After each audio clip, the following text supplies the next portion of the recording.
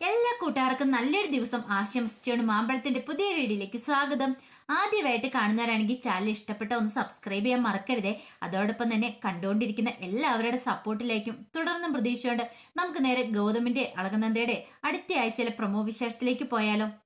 അടുത്ത ആഴ്ചയിലെ പ്രൊമോ വിശേഷത്തിൽ കാണിച്ചിരിക്കുന്ന മഹേശ്വരനെ ജഗന്നാഥൻ ചോദ്യം ചെയ്യുന്നുണ്ട്. അപ്പൊ ചെറിയ തിരിമറികളൊന്നും അല്ല നടന്നിരിക്കുന്നത്, വലിയ തിരിമറികൾ തന്നെയാണ് നടന്നിരിക്കുന്നത്. കണക്കുകളിലും കാര്യങ്ങളിലൊക്കെ നല്ല വ്യത്യാസമുണ്ട്. അതിന്റെ പേരിൽ ഇന്ത്യവരത്തില് വലിയ വലിയ പ്രശ്നങ്ങളൊക്കെ ഉണ്ടാകുന്നുണ്ട്, പൊട്ടിത്തെറികളൊക്കെ ഉണ്ടാകുന്നുണ്ട്. അതിന്റെ വിശേഷങ്ങളും അതോടൊപ്പം തന്നെ ഗാഥേനെ അന്വേഷിച്ചിട്ട് പുതിയ ഒരാൾ ഇന്ത്യവരത്തിലേക്ക് വരുവാണ്. പക്ഷെ ഇതിനെ ചൊല്ലിയിട്ട് ഗൗതമും നന്ദയും തമ്മിൽ വഴക്കുകളൊക്കെ ഉണ്ടാകുന്നുണ്ട്. അപ്പൊ ആ വിശേഷങ്ങളൊക്കെയാണ് നമ്മൾ കാണാൻ പോകുന്നത് തന്നെ.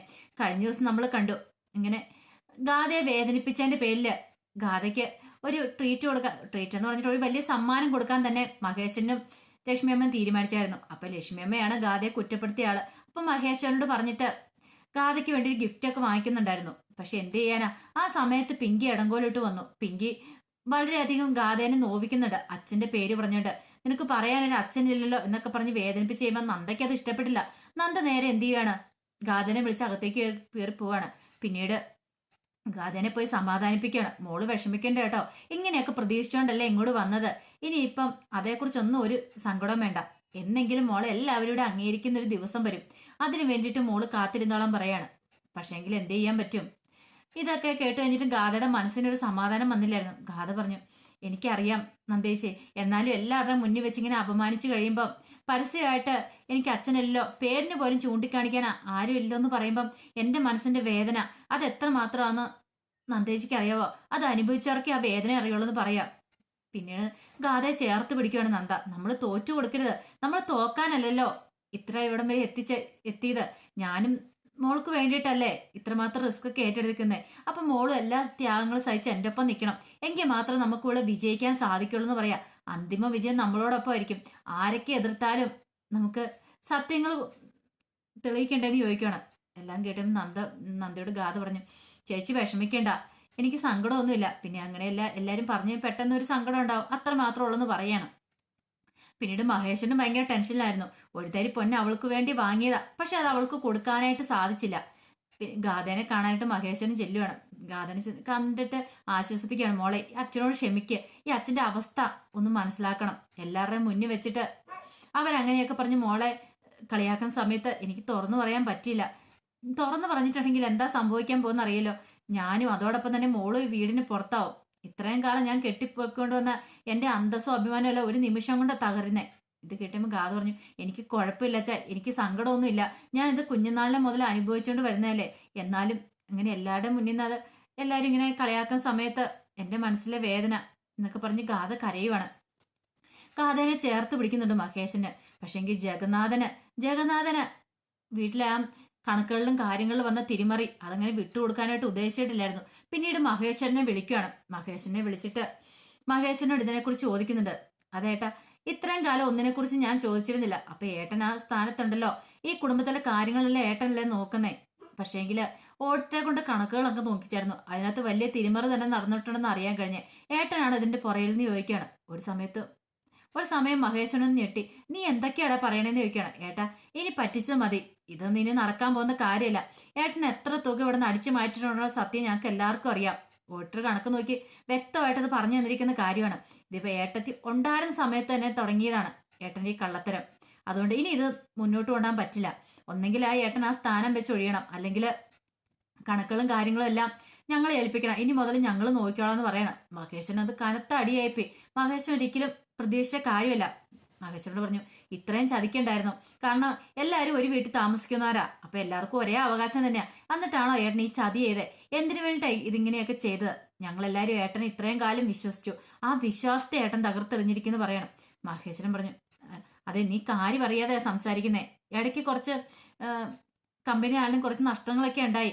അപ്പൊ അതുകൊണ്ടാണ് അങ്ങനെയൊക്കെ സംഭവിച്ചെന്ന് പറയാം. വേണ്ട, ഇനി വീണെടുത്ത് കിടന്ന് ഉരുളാൻ നോക്കണ്ട. ഇനിയിപ്പോ പറയാലോ, എത്രയും പെട്ടെന്ന് ഇനിയിപ്പോ സ്വത്തുക്കൾ വീതം വെക്കണമെങ്കിൽ അങ്ങനെ, അല്ലാതെ ഇങ്ങനെ മുന്നോട്ട് പോകാൻ പറ്റില്ല എന്ന് പറയണം. എല്ലാം കേട്ടുകഴിഞ്ഞ് മഹേഷിന് ഒരു കാര്യം മനസ്സിലായി. തന്റെ കള്ളത്തരങ്ങളൊക്കെ പൊളിച്ചുകൊണ്ടിരിക്കുക. അധികം വൈകാതെ ഗാഥയെക്കുറിച്ചുള്ള സത്യങ്ങളൊക്കെ അറിയും. ഇവനെങ്ങാനും ചെമ്പമ്പേട്ടിലേക്ക് ജഗന്നാഥൻ അന്വേഷിച്ചു പോയിട്ടുണ്ടെങ്കിൽ സുജാതെ തൻ്റെ ആരാന്നും ഗാഥ ആരാന്നൊക്കെയുള്ള സത്യങ്ങൾ അറിയും. പിന്നെ എന്ത് ചെയ്യും എന്നൊരു ചിന്ത മഹേഷിന്റെ ഉള്ളിൽ ഉണ്ടാകുന്നുണ്ടായിരുന്നു. പിന്നീട് കാണിക്കുന്ന ഗാഥനെ ഭയങ്കര ഇഷ്ടമായി ലക്ഷ്മിയമ്മയ്ക്ക്. അങ്ങനെ ഗാഥനെ ചേർത്ത് പിടിക്കുന്നുണ്ട്. പക്ഷെ അത് അധിക നാളും അങ്ങനെ പോയില്ല. ഒരു ദിവസം നന്ദയും ഗാഥയും കൂടെ സംസാരിച്ചുകൊണ്ടിരിക്കുന്നു. അപ്പൊ ഗാഥ എന്ത് ചെയ്യണം, ഗാഥ തന്റെ കാര്യങ്ങളും ഡയറിയെ കുറിച്ച് വെക്കും. ഡയറിയെ കുറിച്ച് വെച്ച് മാത്രമല്ല, ഗാഥയും മഹേഷും കൂടെ നിൽക്കുന്ന ഒരു ഫോട്ടോ ഉണ്ടായിരുന്നു ആ ഡയറിക്കകത്തിരിക്കുന്നത്. അപ്പൊ അതിങ്ങനെ നോക്കിക്കൊണ്ടിരിക്കുന്ന സമയത്താണ് നന്ദ അങ്ങോട്ട് കയറി വരുന്നത്. നന്ദ വന്നിപ്പം നന്ദയോട് വർത്താനം പറഞ്ഞുകൊണ്ട് ഗാഥ ഇരിക്കുമായിരുന്നു. ഇങ്ങനെ സംസാരിച്ചുകൊണ്ടിരിക്കുന്ന സമയത്ത് അങ്ങോട്ട് ലക്ഷ്മിയമ്മ കയറി വന്നു. ലക്ഷ്മിയമ്മ വന്നു കഴിഞ്ഞപ്പോഴത്തേനും ഇവർ സംസാരിക്കുന്നുണ്ടപ്പോൾ ലക്ഷ്മിയമ്മ പോകാൻ തുടങ്ങുകയാണ്. എന്നാൽ ശരിയാ പിന്നെ വരാമെന്ന് പറഞ്ഞ് അങ്ങ് പോകാൻ തുടങ്ങിയപ്പോൾ പെട്ടെന്ന് ആ ടേബിളിലിരിക്കുന്ന ഫോട്ടോയും ആ ഡയറിയും കാണുകയാണ്. ആ ഫോട്ടോ ലക്ഷ്മിയമ്മ ഇങ്ങനെ നോക്കി. പിന്നീട് അതങ്ങനെ അടുത്ത് പോയി നോക്കാനായിട്ട് ലക്ഷ്മിയമ്മയ്ക്ക് ഒരു മടി. ഗാഥ നിൽക്കുവാണല്ലോ.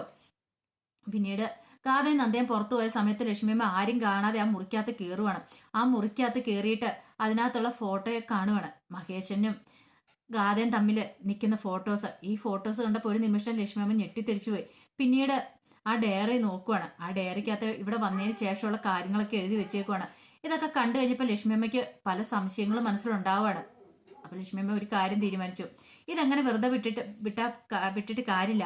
ഇതിന്റെ സത്യാവസ്ഥ എന്താണെന്ന് അറിയണം. അപ്പൊ നന്ദയോട് തന്നെ ചോദിച്ചു നോക്കാൻ നിർത്തുന്നുണ്ട്. നന്ദയോട് ഇതിനെക്കുറിച്ച് പോയി ചോദിക്കുന്നുണ്ട്.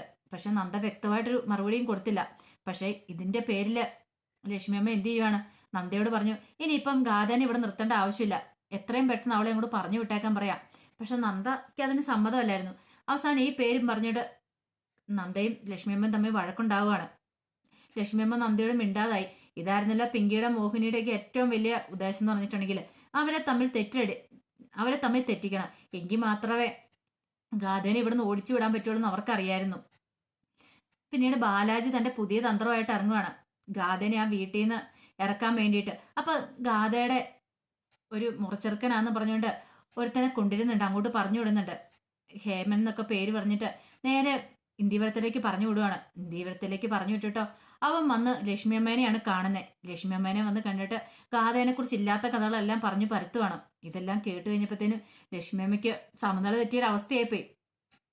അത് മാത്രമല്ല വേറെ പല കാര്യങ്ങളും കൂടെ പറഞ്ഞു. മഹേശനും ഗാഥയും തമ്മിലുള്ള ബന്ധം, അവരുടെ അമ്മയുമായിട്ട് മഹേശനുള്ള ബന്ധം ഒരു അവിഹിത ബന്ധമുണ്ടെന്നൊക്കെ പറഞ്ഞു പരത്തുവാണ്. എല്ലാം കേട്ട് ലക്ഷ്മിയമ്മയ്ക്ക് ആദ്യമൊന്നും വിശ്വാസം വന്നില്ല. പിന്നീട് ലക്ഷ്മിയമ്മ എല്ലാം കൂട്ടി വായിച്ചു നോക്കിയപ്പം ആ ഫോട്ടോയും എല്ലാം കൂട്ടി വായിച്ചു നോക്കിയപ്പോൾ ലക്ഷ്മിയമ്മയ്ക്ക് പല സംശയങ്ങളൊക്കെ ഉണ്ടാവുകയാണ്. അങ്ങനെ ലക്ഷ്മിയമ്മ എന്ത് ചെയ്യുവാണ്, ഇതിനെക്കുറിച്ചൊക്കെ ഗൗതമിനോട് പോയി പറയുന്നുണ്ട്. ഒരു ഹേമൻ എന്ന് പറയുന്ന ഒരുത്തം വന്നായിരുന്നു, മുറച്ചെറുക്കനാന്നും പറഞ്ഞാൽ വന്നേന്നൊക്കെ പറയണം. ഗൗതം അതിനെക്കുറിച്ച് അന്വേഷിക്കാൻ തന്നെ തീരുമാനിച്ചു. അങ്ങനെ നന്ദ വന്നപ്പം നന്ദയോട് ഹേമനെ കുറിച്ചൊക്കെ ചോദിക്കുന്നുണ്ട്. അപ്പൊ നന്ദ പറഞ്ഞു അങ്ങനെ ആരും ഇല്ല എന്ന് പറയണം. പക്ഷെ അങ്ങനെയല്ലല്ലോ, ഇവിടെ അവൻ അന്വേഷിച്ചു വന്നല്ലോ, ഗാഥയുടെ മുറച്ചെറുക്കനാന്നാ പറഞ്ഞേ. അവനെ അവളും തമ്മിലുള്ള കല്യാണം ഏകദേശം ഉറപ്പിച്ചു വെച്ചിരിക്കുന്നതെന്ന് പറയുന്നത്.